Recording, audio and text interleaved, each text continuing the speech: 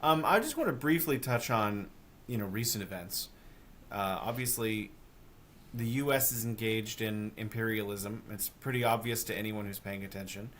The U.S. is now engaged in a war with Iran. Some are not calling it a war. I don't think they understand what the word war means.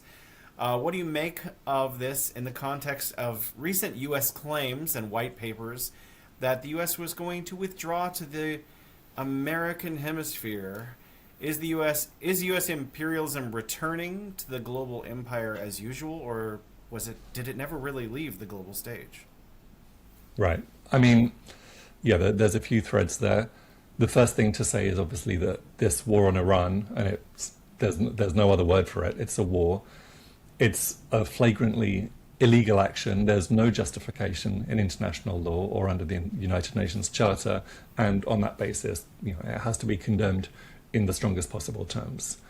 The main shift, I would say, that it exposes, and in this, it's similar to the kidnapping of President Maduro in Venezuela, and similar to the genocide in Gaza, is just the total abandonment of even the slightest pretense of legality, right? Obviously it's been justified on the basis of the nuclear issue, that they have to stop Iran from developing, Iran from advanced uranium enrichment and developing nuclear weapons. I mean, Netanyahu has made this his number one policy plank for 3 decades and more, right? Has been hyping up the issue, has been going to the United Nations General Assembly and showing us charts about how Iran is on the cusp of developing nuclear weapons. Iran has not got the slightest interest in developing nuclear weapons. Iran has nuclear energy, as is its right. As any country deserves the right to develop their own sovereign energy systems. But Iran literally has a fatwa in place, a religious edict against against the development of nuclear weapons. Iran is a signatory to the Non-Proliferation Treaty. Frankly, Iran could do with nuclear weapons. In my personal view, which has got very little to do with anything, Iran wouldn't be facing what it's facing right now if it did have nuclear weapons. And the reality of the modern world is that mutually assured destruction is a thing.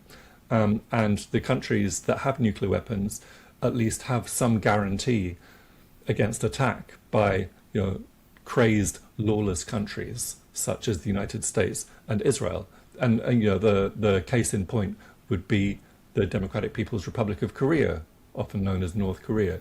Does anyone think that North Korea wouldn't have been subjected to another, genocidal war such as it faced between 1950 and 1953 if it didn't have a nuclear arsenal, right?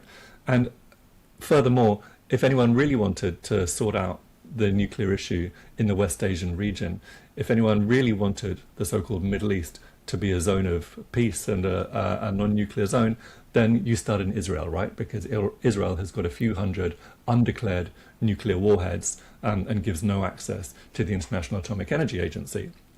So as to this idea of withdrawing to the Western Hemisphere, that's kind of summed up in the National Security Strategy document that was released a few months back, I think there was always a little, an element of misdirection there. Obviously, the main component of the National Security Strategy is this very bold reassertion of the Monroe Doctrine, right? I mean, all American governments, all US governments, follow the Monroe Doctrine. But in recent years, it hasn't been so fashionable to say that they're doing it. And you'll remember Joe Biden famously fudged that, well, we don't treat Latin America as our backyard. We treat it as our front yard. Oh, great. Thanks, Joe. What a promotion, right? But the Trump and the so-called Trump corollary to the Monroe Doctrine is saying, yes, we accord ourselves absolute hegemony in the Western Hemisphere, and we will brook no interference with or opposition to the imposition of our needs and our strategy and our policy, right? And we're seeing that, they weren't joking about that escalation of the Monroe Doctrine. We're seeing that intensification and escalation. You could see it in the 3rd of January this year and the outright kidnapping, the snatching of a president and first combatant Cilia Flores in Venezuela, and basically taking control or attempting to take control of Venezuela's oil industry. You see it with the escalation of this criminal illegal blockade of Cuba, which has always been, the blockade of Cuba has always been illegal, and it's been in place for 60, 65 years, right? But to impose an actual oil embargo, an energy embargo on a country with the idea of starving it, suffocating it into submission in order to bring about regime change. I mean, that's it's not even 20th century style of colonialism. It's 19th century. It's they're operating in a completely lawless way.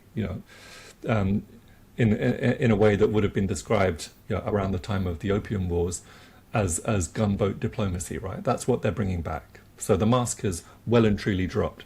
But it's not limited to the Western Hemisphere, and it was never going to be limited to the Western Hemisphere. Some people saw the national security doctrine as a sort of grudging acceptance of a new multipolar reality in which, okay, the Chinese control, have a sphere of influence in South and in East and Southeast Asia, and the Russians have a sphere of influence in Europe and Central Asia, but the US reserves the right to dominate the Americas, including, by the way, North America, including Greenland and including Canada. And I think that's just a bit of a misreading. I think the whole point of this Trump corollary to the Monroe Doctrine and the consolidation of the Americas under US tight control is more about creating a stronghold of US imperialism for its further expansion, for its further domination, from which better to pursue the whole project for a new American century. It's about keeping this dream alive. There's this fever dream alive of projecting the US's domination of the 20th century into the 21st century. And if you read the national security document, it very clearly says we will deny non-hemispheric competitors the ability to position forces or other threatening capabilities, or to own or control strategically vital assets in our hemisphere. And that's a quite specific reference to China and Russia and Iran, and other countries. But I think China's the largest part of that, because China over the last 20 years in particular has had an explosion in its trade and investment relationship with Latin America. Venezuela, by the way, is the country with which China had the biggest partnership. The only country in Latin America and the Caribbean with which China had a comprehensive strategic partnership, and China's invested tens of billions of dollars in Venezuela, and that support has really been key to keeping the Bolivarian project on the road. So the US is part of its reassertion of control in the Americas is to cut China out of that equation, is to cut off that part of the Belt and Road Initiative, and is also, it's no coincidence that they've taken control of Venezuela's oil industry, or they're trying to take control of Venezuela's oil industry, and they've said for the moment, Donald Trump has specifically said, we're happy to keep oil flowing to Venezuelan oil flowing to China, because most of Venezuela's oil has been going to China for the last decade or so. But the fact that the US controls it means that they control the taps, right? They can turn the tap on or off at their will. So when the time comes, if the time comes for the US to launch a full-scale blockade on China and to massively escalate its containment campaign against China, or to launch a hot war against China, then in addition to its first island chain, and in addition to being able to potentially close off the Straits of Malacca, and in addition to being able to potentially use its allies around the South China Sea, it can cut off the supply of energy from the Americas, from South America and potentially, if it increases its foothold in Greenland, from the Arctic as well.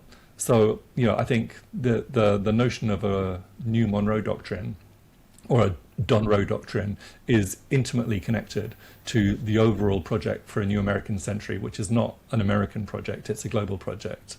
And the war in Iran has to be considered in those terms as well. It's not only a war on Iran itself, which Iran is, of course, very, very important, and the US has made no secret of the fact that they want to restore the pre-1979 status quo. They want to restore the pre-Iranian Revolution status quo because they had a good time. They after the CIA and the British security services engineered a coup against the Mossadegh government in 1953, they were able to install the Shah's regime, which was completely compliant, did whatever he was told to by the British and by the Americans.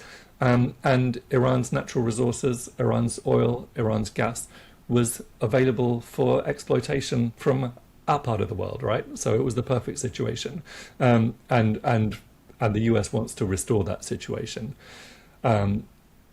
So it is a war on Iran. It's also a war on Palestine because Iran for many decades has been far and away the largest state-level supporter of the Palestinian National Project and the Palestinian armed resistance. It's also a war to suppress China's rise, right? Yeah, it's also a war on the Belt and Road Initiative, which Iran is an absolutely key component of. And China has extremely close and growing economic ties with Iran. Iran is a major supplier of oil and gas to China. And more generally, it's a war on multipolarity. Iran is a BRICS member. Iran is a Shanghai Cooperation Organization member. Iran is really, it's an important piece of this emerging multipolar puzzle. So, it's an expression of the project for a new American century, as is the whole of the national security strategy. So I think that sort of sums up the overall situation.